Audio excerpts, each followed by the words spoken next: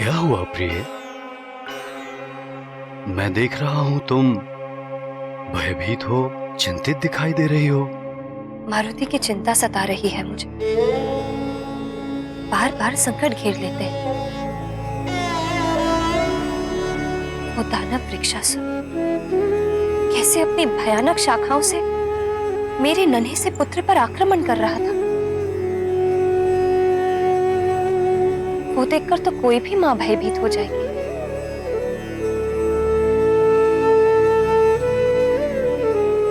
मैं भी अपने पुत्र की सुरक्षा के लिए चिंतित तो होंगी। किंतु तुमने ये भी तो देखा कि हमारे पुत्र ने उस दानव को कितनी वीरता से मृत्यु के मुख में पहुंचा दिया। इसीलिए तो और भी भयभीत हो रही हूं मैं। मारुति की अद्भुत लीलाओं का गुणगान सुमेरु से बाहर भी होने लगा है। क्या करूं? संसार की दृष्टि से कैसे बचाऊं इस नटखट को?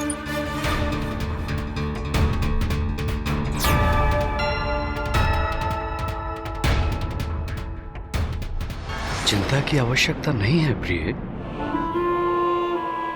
मैंने मारुति की सुरक्षा की सारी व्यवस्था कर दी है। भवन के चारों ओर अतिरिक्त पहरेदारों की नियुक्ति की है और सबको निर्देश दे दिया है कि मारुति पर पूर्णतः दृष्टि बनाए रखें।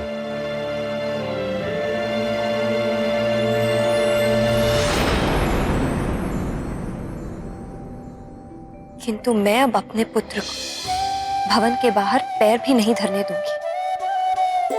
मैंने निर्णय ले लिया है कि अब मैं अपने मारुति को अपनी दृष्टि से पल भर के लिए भी ओझल नहीं होने दूंगी। ये भवन ही इसका क्रीड़ा स्थल होगा। मेरी आंखें इसकी आठों पहर की पहरेदार होंगी। मेरा आंचल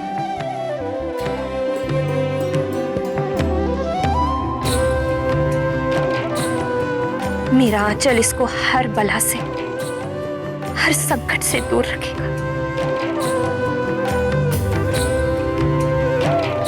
अतिबल!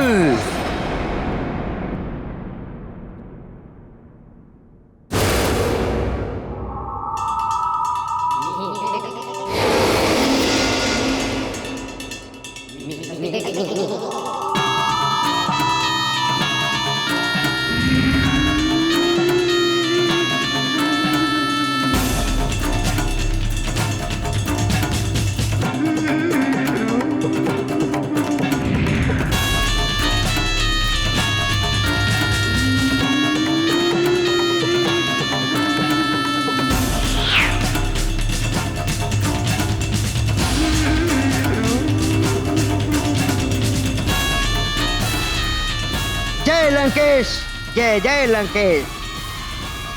आपने किया स्मरण, मुझे नहीं लगा एक क्षण।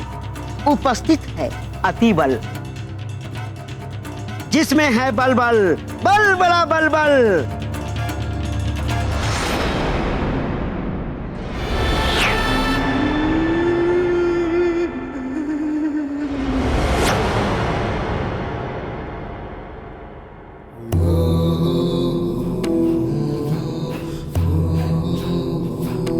सिर नीचे।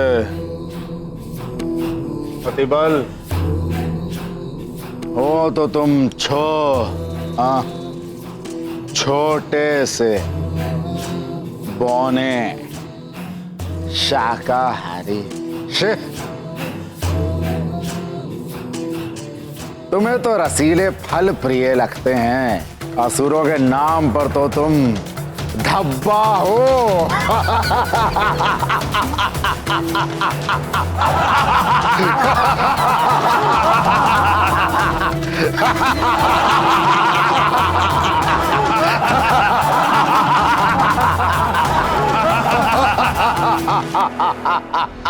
अरे देखो इसे, पहला और अंतिम शाकाहारी राक्षस।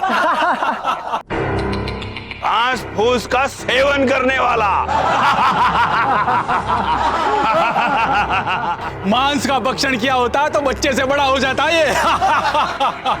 इससे बड़ा तो मेरा मुक्का है।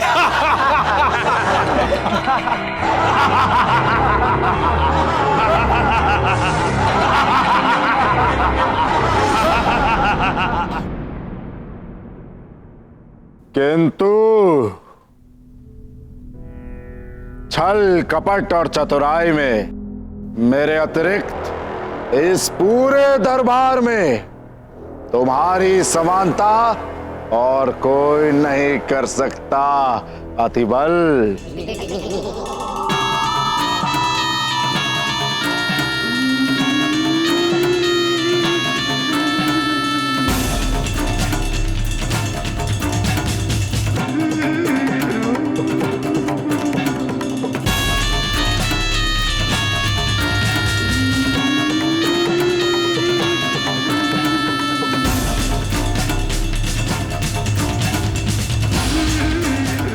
लंकेश,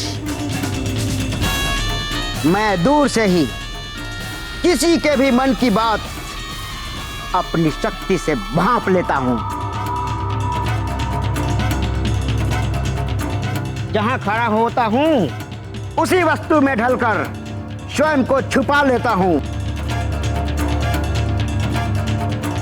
चाहे वो पत्थर का स्तंभ हो या कोई सिंहासन। तुम्हारी इन्हीं विशेषताओं के कारण ही तो हमने तुम्हें यहां स्मरण किया है अतिबल। तो बताइए लंकेश, मैं अपने छल बल और चतुराई से धरती आकाश या पाताल में से किसका सीना चीरकर उसकी गुप्त योजनाओं का पता लगा के लाऊं? बताइए। तुम्हें आकाश और पाताल एक नहीं करना है अतिबल। तुम्हें सुमेरु जाकर यह पता लगाना है कि वृक्षासुर का वध जिस वानर बालक ने किया है उसके पीछे किस देवता का हाथ है।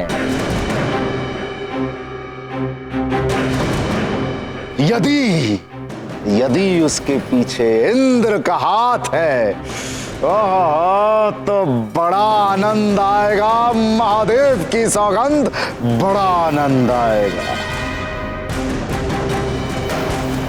उसे मैं उसके इस दुस्साहस के लिए इतने प्रेम से सताऊंगा और एक ऐसा आघात करूंगा कि वो तीनों लोकों में उछलता फिरेगा। समझ गए ना? जय लंकेश, सब समझ गया अतिबल। जिसमें है बल बल बल बला बल बल।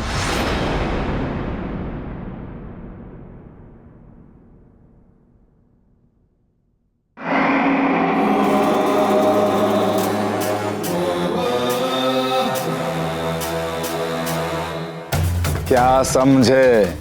यही प्रभु कि मुझे ये फल खाना है।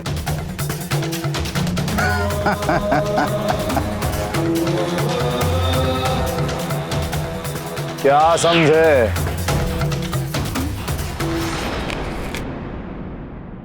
क्या समझे?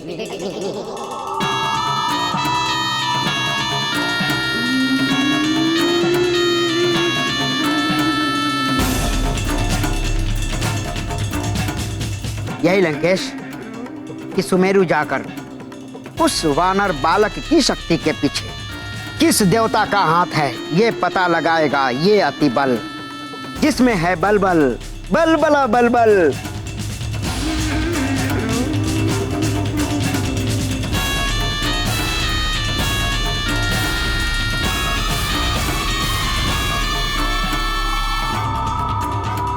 चला सुमेरु अतिबल। जय लंकेश। अब ध्यान से सुन लो तुम सब। आतंक, व्यभिचार और अत्याचार का डंका पूरी पृथ्वी पर गूंजना चाहिए।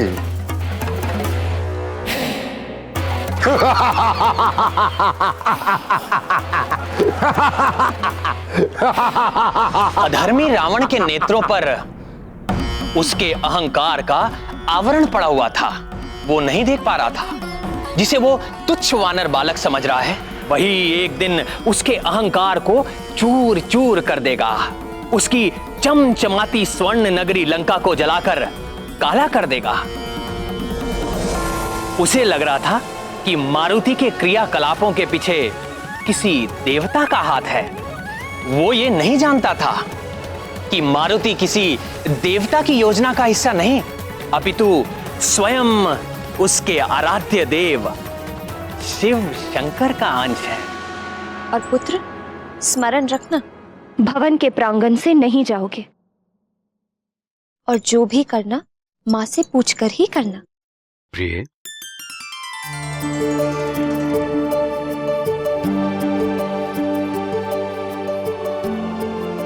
जी आर्यपुत्र। मारुति पर इतने बंधन लगाना अनुचित है। वो बालक है अभी। वही तो मैं भी कह रही हूँ कि अभी वो बालक है। देखने में बड़ा लगता है, किंतु है तो अभी बहुत कम आयु का अबोध बालक, जिसे अपने भले बुरे का ज्ञान नहीं।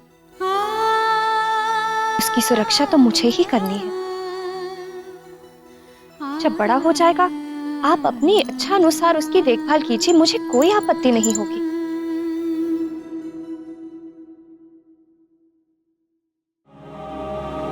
माँ हो तुम, जैसी तुम्हारी इच्छा। और महाराज, आपके लिए संदेश है।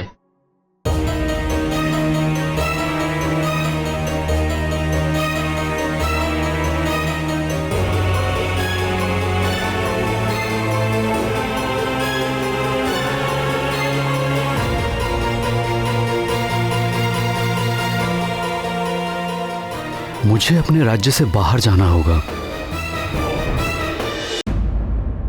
मुझे अपने राज्य से बाहर जाना होगा। मैंने सुरक्षा की पूर्ण व्यवस्था कर दी है, फिर भी तुम सावधान रहना। किंतु अचानक बाहर कुछ विशेष? पंपासर से महाराज पंपेश्वर का संदेश आया है। कुछ आसुरी गतिविधियां बढ़ने की आशंका है। रावण छोटे बड़े असुरों को एकत्रित कर चारों ओर आतंक फैलाकर वानरों और मानवों को समाप्त करना चाहता है। ऋषराज को भी संदेश मिला है, वो आते ही होंगे। मुझे भी उनके साथ जाना है।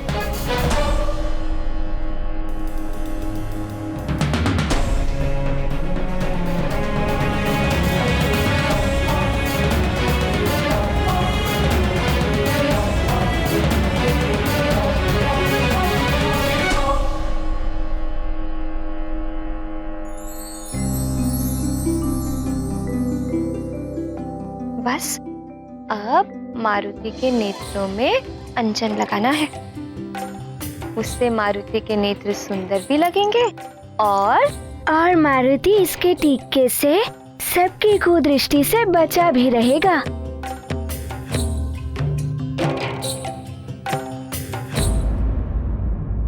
माँ, अब मारुति अपने मित्रों के साथ खेलने जाएगा, है ना माँ? मारुति अब से यहीं खेलेगा, अपने भवन। भवन में? किंतु यहाँ मारुति के तो कोई मित्र ही नहीं है। मारुति किसके संग खेलेगा? मैं बताती हूँ ना, यहाँ बहुत कुछ है खेलने के लिए।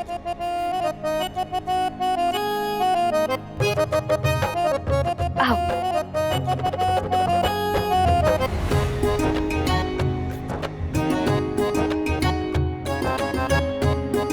ये देखो कितने सुंदर खिलौने हैं।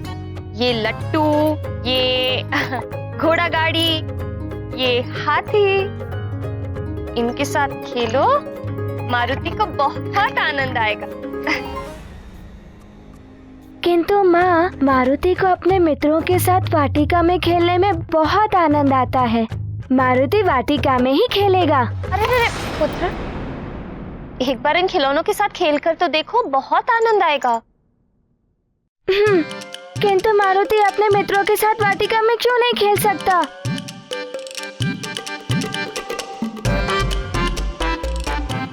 क्योंकि मारुति की माँ मारुति से बहुत प्रेम करती है। मारुति के बिना माँ का कहीं मन ही नहीं लगता। माँ मारुति को नहीं देखती तो उदास हो जाती है। क्या मारुति अपनी माँ को उदास देखना चाहता है?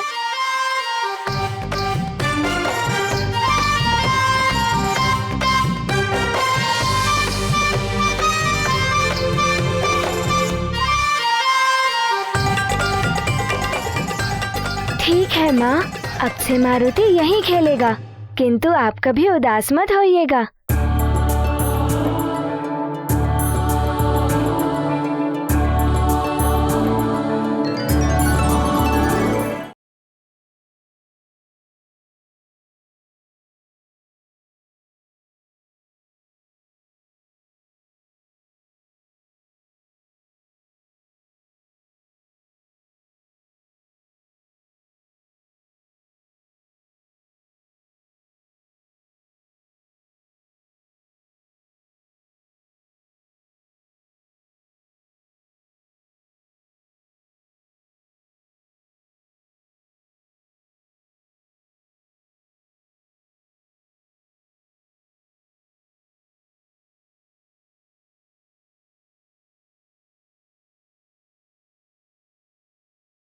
ये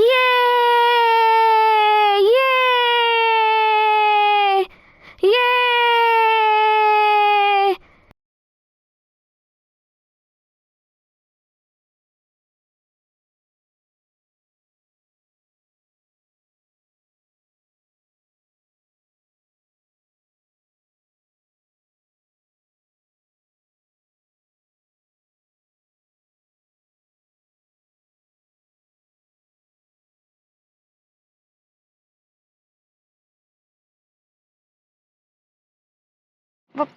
मारुति पुत्र, अब इससे नहीं, तुम गेंद से खेलो। किंतु माँ, मारुति को लट्टू से खेलने में बहुत आनंद आ रहा है। पुत्र, इस लट्टू से देखो ना कितने स्थानों पर खरोंच और गड्ढे बन गए हैं। तुम गेंद से खेलो, तुम्हें बहुत आनंद आएगा।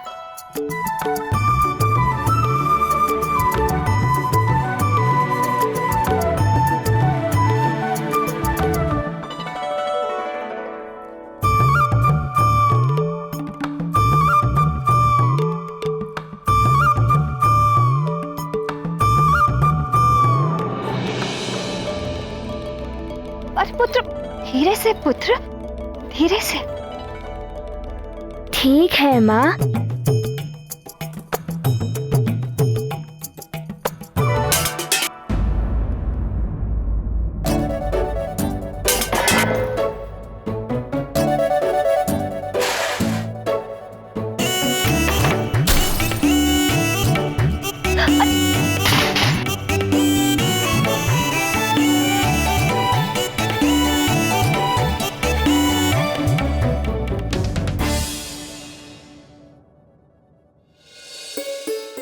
हे शिव शंकर, हे भोलेनाथ, कैसे समझाऊं इसे? आप ही कुछ करिए प्रभु।